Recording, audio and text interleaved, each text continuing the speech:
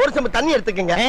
அத தோசைக்கல்ல ஊத்தி அதுக்குன்னு வழக்கமா ஒரு விளக்கமாறு வச்சிருப்பீங்கல்ல? ஆமாங்க. அத அடிப்பக்கமா திருப்பி சரிங்க. வரட்டுன்னு ஒரு 4 இழுப்பு இழுத்து சரிங்க. நல்லா கழுவி விட்டுருங்க. சரிங்க. ஒரு கிண்ண நிறைய மாவு எடுத்து பெரிய ரவுண்டாவும் இல்லாம சின்ன ரவுண்டாவும் இல்லாம சரிங்க. பொதுவா ஒரு ரவுண்ட ஊத்தி 4-5 வெங்காயத்தை போட்டு அள்ளி பொடி பொடியா நறுக்கி அப்படியே மேலாப்ல பரபரன்னு தூவி விட்டு சரிங்க.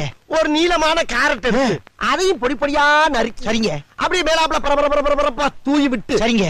ஒரு 16 கரண்டி நெய் எடுத்து சரிங்க. அதுல 6 கரண்டி நெய்ய உள் சைடு அப்படியே லேசா விளாவி விட்டு சரிங்க. 10 கரண்டி நெய்ய தோசைக்கு வெளி சைடு அப்படியே மேலாப்ல விளாவி விட்டு சரிங்க.